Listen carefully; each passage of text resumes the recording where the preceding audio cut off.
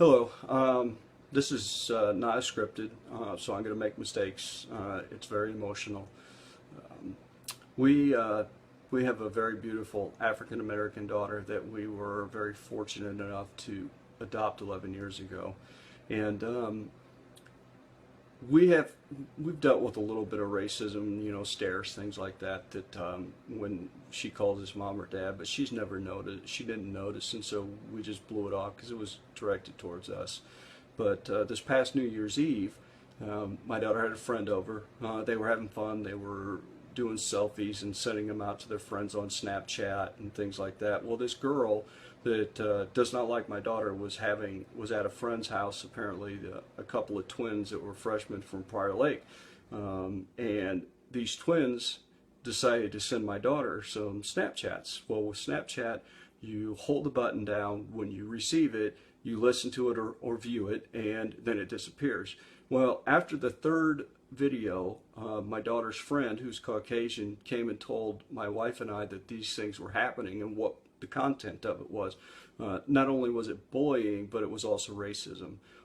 And so when they got the fourth message from these kids, the fourth one, not the first one, the fourth one, my wife and I decided to take out my phone and videotape it as it was happening on the phone. And I want to show this to you really quick. Covering them. Aaron, can I see your toenails? Wait, you're a slut. You're such a slut.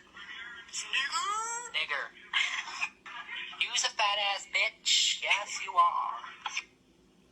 So I apologize. You probably couldn't see it very well, but as you can imagine, my wife and I were extremely shocked. I found out who these kids were. I attempted to call the twins' parents, left multiple messages, never got anything back. Went to their house numerous times. Nobody would ever answer the phone, or I'm sorry, answer the door. And so I reached out to the police because a week and a half ago, some of our very good friends, their son committed suicide at the age of 13 because of bullying. And at that point, it just dawned on me, I can't have this hanging over us and my daughter thinking the worst and something could happen.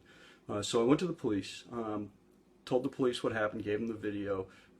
They went to the school, talked to the police that are stationed at the school, brought the kids in, talked to the parents, asked if it was okay if I called the parents. I got the cell phone of the father. And when I got the cell phone of the father, I finally got a hold of this individual. I'm not going to call him a gentleman because he's far from it. And I talked to him, and he told me he didn't understand what was wrong with the video because, one, their kids didn't even know my daughter. And I was like, well, that makes it even double bad. You don't even know my daughter. He told me I was crazy, that that's what he did when he was a kid, and that him and his family make jokes at the house using this word all the time. So what was the big deal? Said a few things to him that I can't repeat over this video. Then hung up on him because I couldn't take it anymore. And so I promptly get this email, or I'm sorry, text, or geez, sorry, I'm upset. This voicemail back from him, and this is what it said. Yeah, Brad.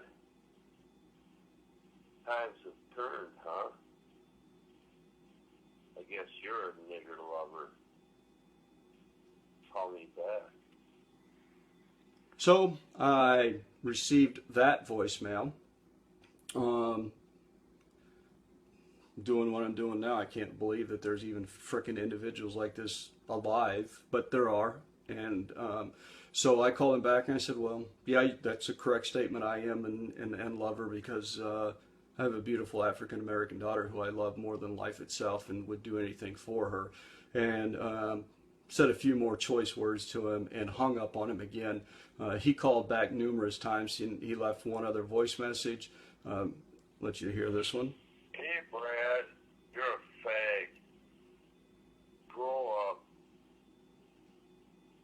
Touch base with your kids. And, you're a loser. So and during our conversations, I said, well, I'm going to post this on social media. He goes, I don't care. I said, so you and your kids own this? Oh, yeah. Yep, no problem. It's like, okay, so I'm posting and I said, I'm going to tell him your name. He goes, I don't care. So his name is Darren. It's either D-A or D-E-R-O-N.